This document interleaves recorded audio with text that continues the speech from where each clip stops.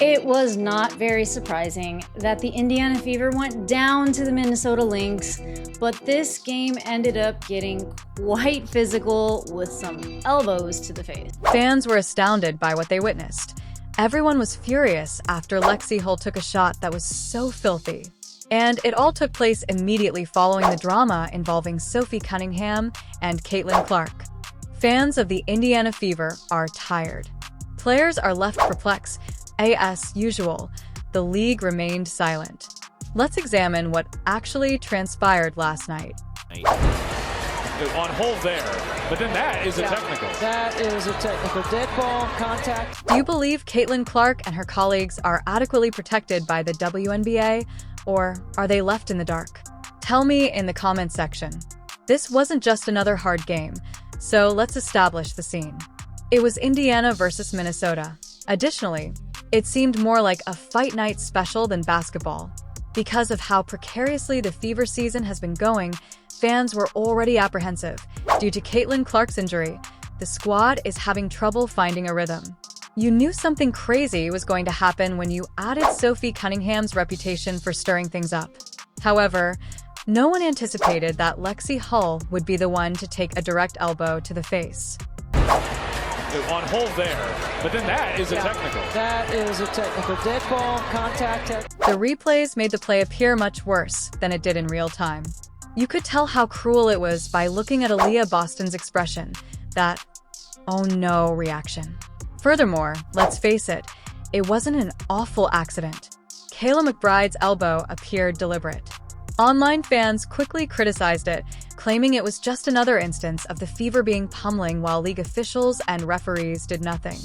When I say that fans were furious, I mean that they were exploding on Instagram, TikTok, and Twitter, accusing it of being another attack in plain daylight. Stop complaining about the officiating. There was a whistle here, a whistle there for every little thing. But I have to say, there were some elbows to the face that just were quite uncalled for, and it created kind of a contentious situation between the two teams. First, it was Napheesa Collier who elbowed Natasha Howard in the face, who fell flat on the floor. You could tell she was very upset, walked up to the referee, arguing with him, Napheesa Collier that is. And just a few minutes later, at an attempt to grab a rebound, Lexie went up, Kayla McBride went up, and Kayla McBride, I don't know if she was just frustrated or something, but she ended up throwing an elbow. So right here you see Lexie going for the ball. She does kind of reach in right there. Oh, it obviously looks like Kayla McBride is frustrated. Lexie falls to the ground. Look at Aaliyah Boston's reaction. They're completely shocked. Let's keep this in mind before anyone rushes to defend the league or claim that basketball is only a physical sport. This season, Indiana athletes have been the victim of harassment before. Caitlin Clark has sustained multiple knockdowns. Sophie Cunningham has been involved in conflicts. And now Lexie receives a lot of criticism. When do we acknowledge that there is a problem and stop acting like these are merely basketball plays?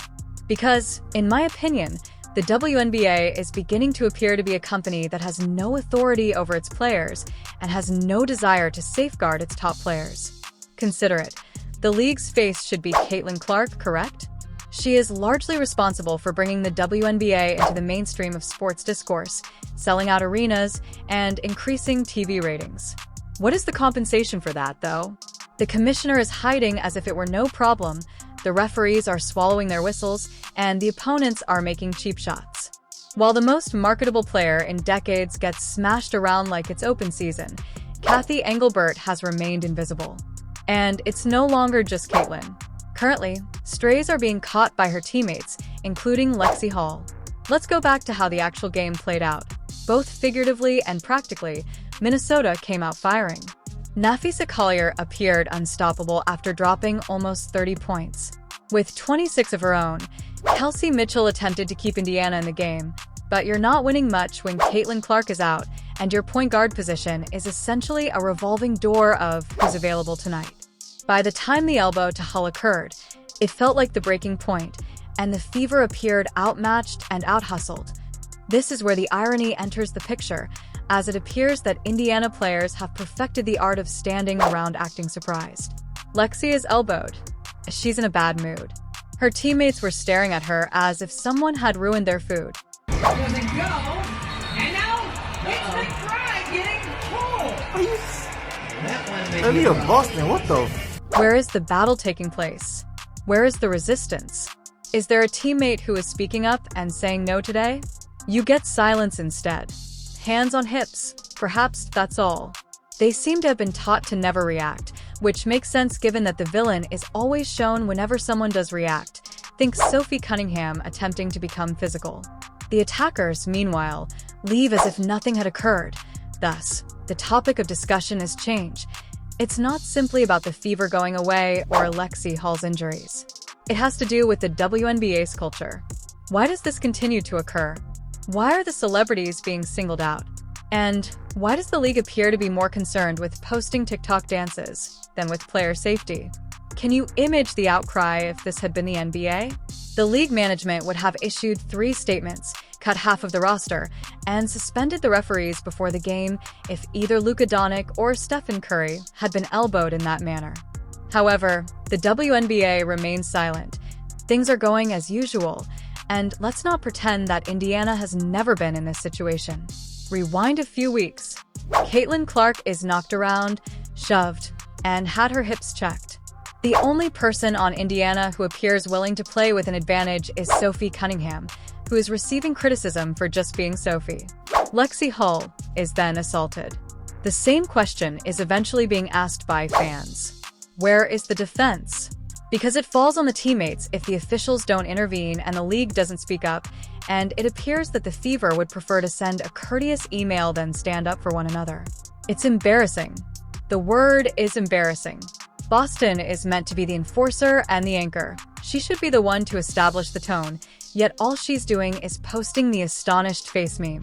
That could be effective on Instagram, but it is ineffective in court. Because Indiana appears to be soft at the moment. Teams like Minnesota, Chicago, and even Phoenix believe they can get away with throwing elbows because of this. No one is afraid of reprisals, not at all. To be fair, the players aren't solely to blame. Coaching is important. To be honest, the coaching staff of the Fever has been completely incompetent in these circumstances. Unless someone like Christy Sides occasionally displays fire, you seldom see emotion from the sidelines. They frequently act as though they are playing chess while their players are being physically assaulted. In contrast, NBA coaches would have rushed the floor, been disqualified, and ensured their squad know they had backup. It appears as though Indiana's bench is awaiting a reservation for dinner. Let's return to the primary plot point, though. An assault on Lexie Hall. There was more than one dirty play in this. This served as a metaphor for Indiana's decline. They are now losing players one by one, are in 8th place, and are fighting for a spot in the playoffs. Would it still be worthwhile, even if Caitlin Clark returned? If you want to sneak into the playoffs and lose in the first round, are you willing to take on additional injuries? Or do you end it, declare the season over, and start over the following year? By the way, opinions among fans are divided on it. Some argue that since every game adds to experience, Clark ought to return. Others contend that since the league is obviously not going to defend her, she ought just abstain. To be honest, there are valid arguments on both sides. However, I was more inclined to protect Caitlin after witnessing what had happened to Hall. It makes no sense to place her in a league that refers to it as defense and uses her like a punching bag. Remember that this is about more than one team. This relates to the league's reputation.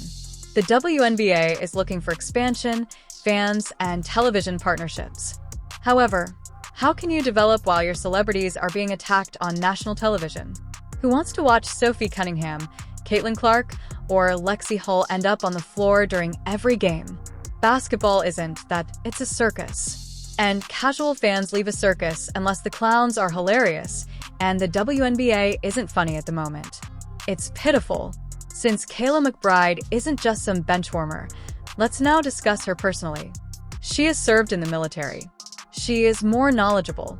She has enough experience in this league to know the difference between dirty play and physical play. It was not a defensive elbow. That was annoyance. That was a message sent.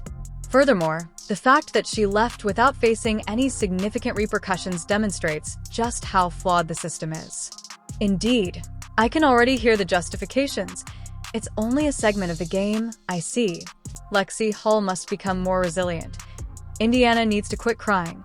But that's loser talk, let's face it. Tough defense and careless cheap shots are two different things. The game is exciting because of the former.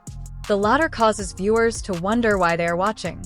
Additionally, the WNBA currently controls much too much of the latter. So here we are. A more member of the Indiana Fever was assaulted. Another game lost. The league responded in silence once more. Repeat after rinsing. Fans have had enough. To be honest, I don't hold them responsible. It's ugly, but the Fever might manage one more victory against Chicago. IT feels like a catastrophe this season.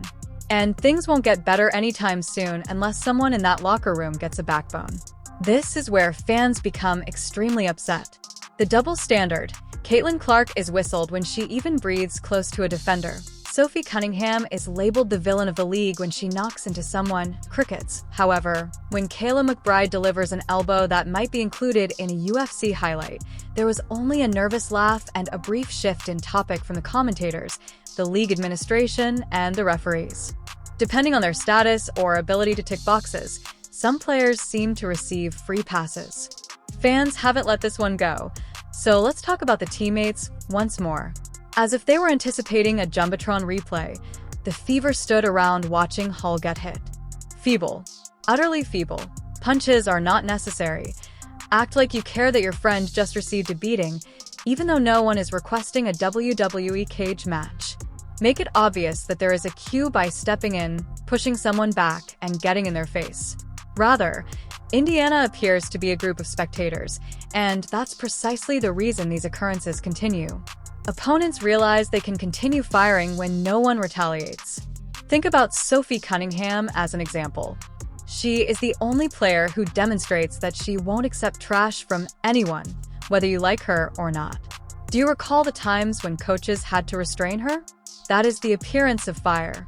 That's the meaning of supporting your teammates, at the moment. It seems like Sophie is working alone while the rest of the crew checks out. Thus, Indiana desperately needs more of that energy. The unfortunate part is that this is having an equal negative impact on the Fever's present and future. Because Caitlin Clark had really high expectations going into this league and has already had to contend with a season full of cheap shots. Now when Hull is harmed, Sophie is portrayed as the bad guy. What occurs if Clark determines that this setting isn't worthwhile? What is preventing the next major collegiate star from considering a career in professional sports if the league continues to allow players to be targeted?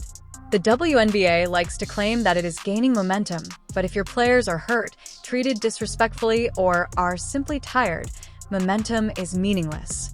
The commissioner, Kathy Engelbert, comes next. And I must admit that at this point, her stillness is almost remarkable.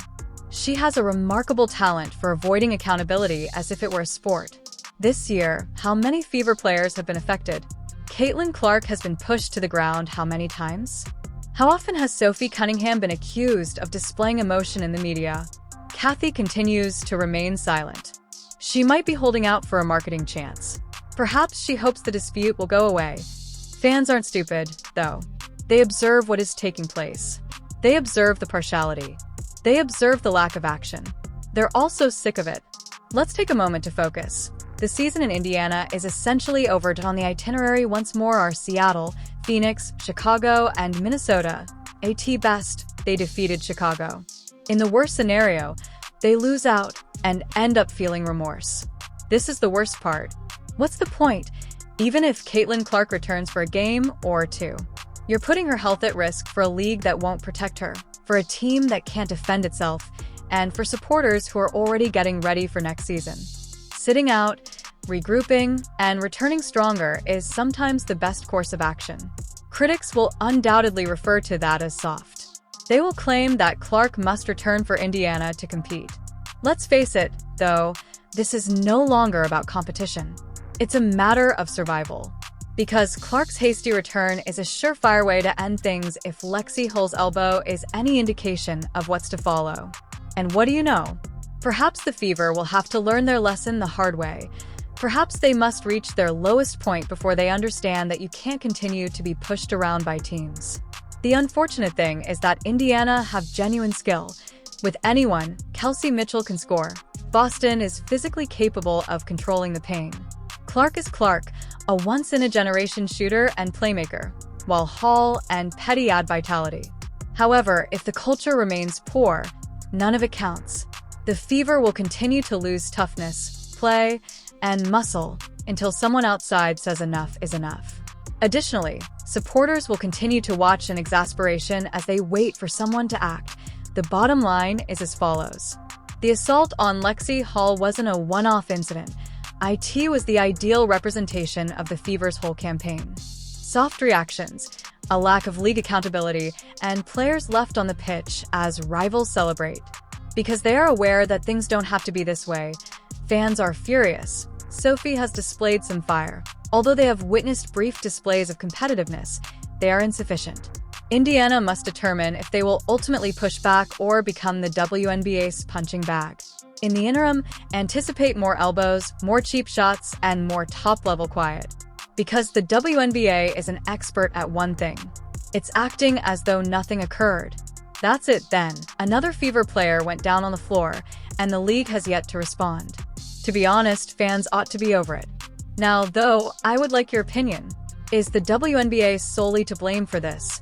Or do the Fever need to get tougher? Leave your comments below.